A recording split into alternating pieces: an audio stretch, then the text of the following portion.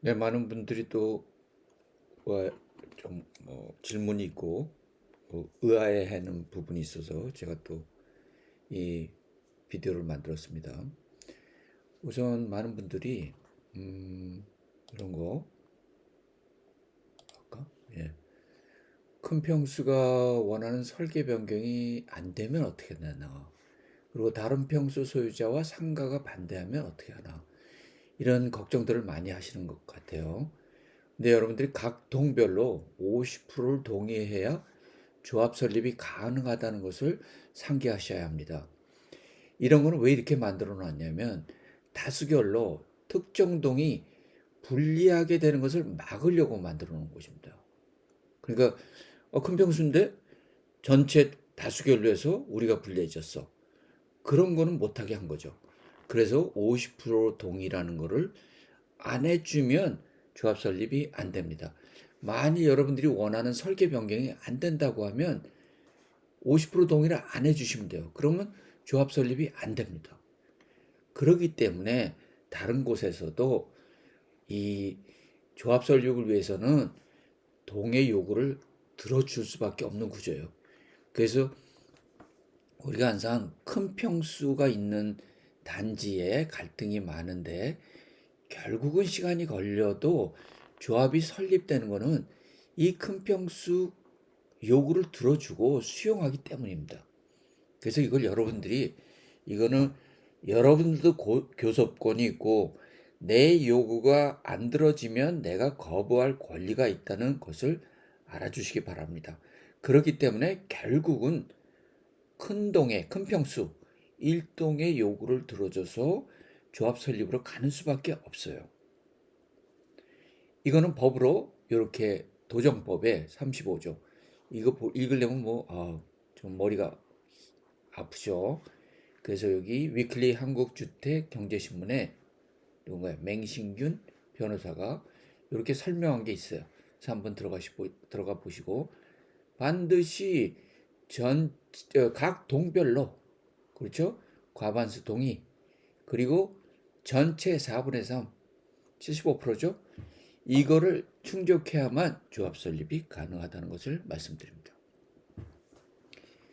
또 상가 차라리 지금 상가 분리하고 가자. 이런 거를 주장하고 계시는데 이 상가도 이 토지의 공동 소유자예요. 여러분도 생각해 보십시오. 저도 뭐 땅을 갖다 누구랑 같이 사서 나중에 분리하려니까 참 힘들었는데 이거는 상대방이 동의를 안 해주면 분리가 안 돼요. 여기서 주장하시는 분은 마치 이 공동 소유자 상가인데 우리가 그냥 분리해버려. 그럼 돼. 이런 말 들어보신 적 있어요? 토지 공동 소유자인데 한 사람이 마음대로 다른 사람을 내쳐? 아휴, 저는요 학교에 있어서 참 세상 물정 모른다는 소리 많이 들었는데 이거 하면서 보니까 와, 정말 이런 거 모르시는 분이 많더라고요. 우선 상가는 분리가 가능한 거냐? 요거부터 우리가 따져보죠. 나중에 문제가 생기면입니다. 요건 또 나중에 다음 슬라이드에 설명을 드리겠어요. 우리는 법적으로는 분리가 가능해요. 그러니까 음마 아파트는 상가의 요구를 무조건 다 들어주는 구조였어요. 왜? 여기에 10% 룰이라는 게 있습니다. 다시 말해서 상가 조합원 비율이 전체의 10%를 초과하면 그 상가를 분리를 못해요. 그렇기 때문에 상가가 요구하는 것을 다 들어줘야지 조합 설립이 가능하기 때문에 들어준 것입니다. 그래서 어떤 다른 단지에서 그 꾼들이 들어와서 상가 쪼개기를 하는 이유가 바로 요거예요. 10%. 요거를 초과하면 절대 분리를 못 하거든요. 그러니까 절대 분리를 못 한다는 거는 상가 요구를 다 들어줘야 된다는 얘기입니다. 그래서 쪼개기를 하는 겁니다. 근데 우리는 지금 상가 조합원 비율이 전체의 7.74%예요. 10%보다 훨씬 미만이죠. 또 이 두 가지 조건이 중요하거든요. 조합원 비율하고 상가 면적 비율이요. 우리는 상가 면적 비율도 2.98이에요. 그러니까 둘 중에 하나만 넘어가 버리면 10% 넘어가면 상가가 요구하는 걸 다 들어줘야 됩니다. 그게 바로 음마 아파트에서 일어난 것이고 우리는 그런 구조가 아니다는 겁니다. 그래서 분리한다고 주장하는데 여태까지 상가는 아무런 요구를 하지 않았어요. 근데 갑자기 아까 말씀드린 것처럼 공동 소유자, 토지 소유자를 갖다 우리가 마음대로 분리해요? 그 사람이 동의를 해줘야지 분리합니다. 그 분리하려면 어떻게 되죠? 소송을 해야 돼요. 근데 이유가 있어야 돼요. 우리는 지금 상가가 아무런 요구도 안 했어요. 아무런 요구도 안 하는데 분리를 해? 소송을 해? 그럼 판사가 어떻게 되죠? 당연히 상가의 손을 들어줍니다. 왜냐? 토지 공동 소유자를 이유 없이 내쳤기 때문에. 그래서 지금 분리하고 가져야 된다는 분은요, 이 상가가 우리 이 단지의 토지의 공동 소유자라는 것을 모르시는 분이고, 토지의 공동 소유자는 다른 소유자가 마음대로 분리를 할 수 없는 구조라는 건 상식 아닙니까? 그래서 다른 데서 분리가 일어나는 경우는 뭐냐? 상가를 분리하는 경우는 어떠냐? 상가가 무리한 요구를 해요. 그러면 소송을 갑니다. 분리하려고.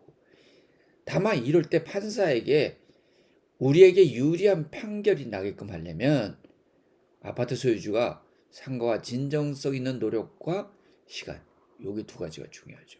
이렇게 설득한 증거를 갖고 판사한테 보여야지 우리가 소송에서 이길 수가 있습니다. 그래서 우리가 이런 거 나중에 말이네, 지금 뭐 우리는 상가가 무슨 요구를 하고 있지 않지만 조합 설립할 때 상가가 무리한 요구를 하면 우리가 시간을 갖고 2, 3년이 될 수도 있습니다. 그걸 갖고 언제 어디서 만났고 몇 명이 오셨고 우리가 어떠한 자료를 줬고 그런 걸 몇 번 했다 하는 거를 전부 다 우리가 수집을 해놨다가 이거를 나중에 소송에서 증거로 내놔야 됩니다. 이런 거를 하지 않고 지금 분리한다는 건요, 그냥 변호사비 쓰고 그냥 치자 이런 얘기는 똑같습니다. 그렇죠? 그래서 첫째 정리하면 큰 평형 소유주분들이 자기가 원하는 평형이 안 나왔다 하면 50% 동의를 안 해주면 조합 설립이 안 됩니다. 큰 평수 분들이 소유주분들이 교섭권이 있어요. 그래서 다른 데서도 큰 평수와 항상 갈등이 나지만 결국은 조합 설립을 하는 것이 그 큰 평수가 원하는 평수를 만들어서 다 해주기 때문에 조합으로 넘어가는 것입니다. 둘째, 상가는 토지의 공동 소유자다. 우리 마음대로 분리를 할 수 없는 거다. 소송을 만일에 어떤 경우에 분리를 하느냐, 그건 상가가 무리한 요구를 했을 경우에, 그리고 그걸 우리가 소유주가 노력을 했다는 증거를 차곡차곡 쌓아놓고 그 다음에 소송을 해서 해야 이길 수가 있는 겁니다. 이상입니다.